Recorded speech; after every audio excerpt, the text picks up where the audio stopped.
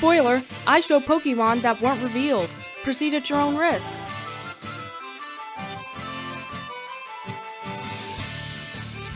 The first thing to pique my interest is the colors. It's very vibrant and, well, colorful. The next thing is this new Terrestrialization Ability. It allows your Pokemon to crystallize and gain an additional type. In this case, water. My only complaint with this is a very nitpicky, why is it only one use, then recharge, but I still love this. Way more than the Dynamax that came with the Galar region.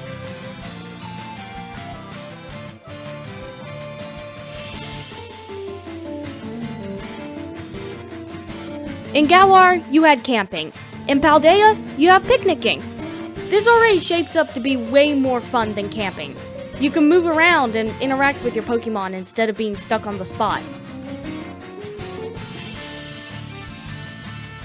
Your legendary also shows up in the camping spot. Your rideable legendary on top of that.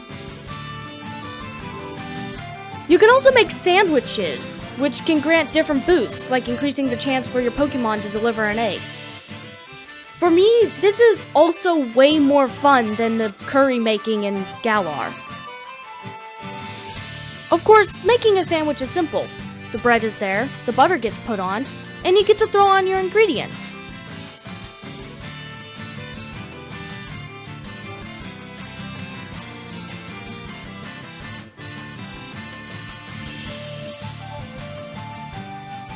Once that's done, you put on your top slice of bread, put a little pick in it, and you're done.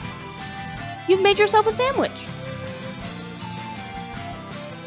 Like I mentioned before, you can walk around the picnic site, you can interact with your different Pokemon, and you can even give them a bath, which cleans them off, obviously, and also raises their happiness with you, their friendship, which is very useful for some of the Pokemon because Pokemon like Riolu and Happiny, they require friendship to evolve. This will just make it that much easier to help evolve them. The movement in this game is really fun, especially on your box art legendary. Mine is Miraidon, for Scarlet players it's going to be Koraidon. You don't gain all the abilities at the beginning. You have to defeat what's called Titans. I won't get into that in this video, this is just supposed to be first impressions. However, don't let that take away from the fact that the movement still feels really good. Although it does kind of look a little stiff whenever you're turning in the air, it's not too terrible. Just don't focus on it too much. You can also pick a fight with the local Pokemon on top of your box art legendary. You don't have to dismount it, which I find pretty nice. You can also move the camera around in battles, kind of like you did in Legends Arceus. You cannot move around in battles, however, which is fine by me. It also does suck that you can't throw a Pokeball at a wild Pokemon, without being in battle. But I guess that's just something that'll have to stay in the Hisui region. Overall, the gameplay feels really smooth. I've gotten to the first gym and I've beaten 4 Titans. Admittedly, I did use a busted Pokemon and a busted Pokemon move, but I digress. This game is really fun. It's an open world Pokemon game. Sure, not everybody's gonna like that format, but I think it's going to appeal to a lot of people. That could just be me being overly excited about a new game talking, though.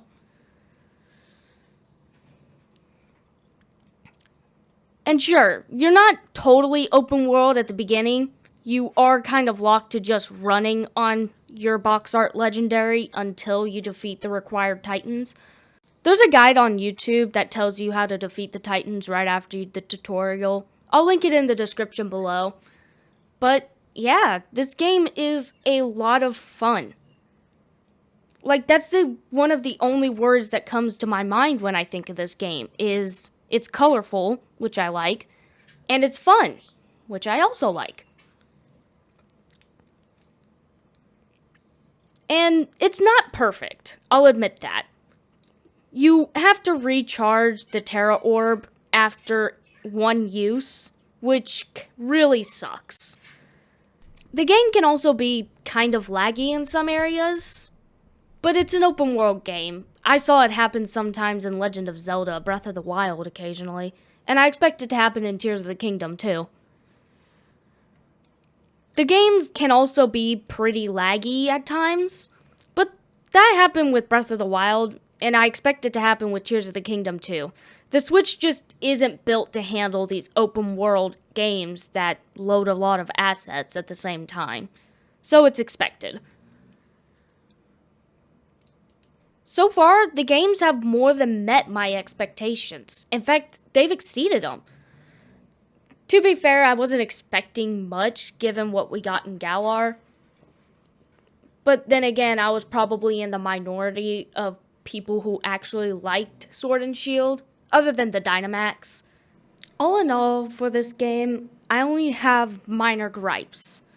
Like the Terra Orb needing recharged at the Pokemon Center after every use. And that's one use, by the way. And also the shiny hunting. It's not terrible, granted. I've seen a couple videos on it. But the lack of noise compared to Legends Arceus makes it a little bit more tedious. So with that all said, keep in mind this is still just a first impression, even though I've talked a lot. This can easily change in the next week, 2 weeks, months, even years after. I could come back to this game and be like, wow, this is totally crappy.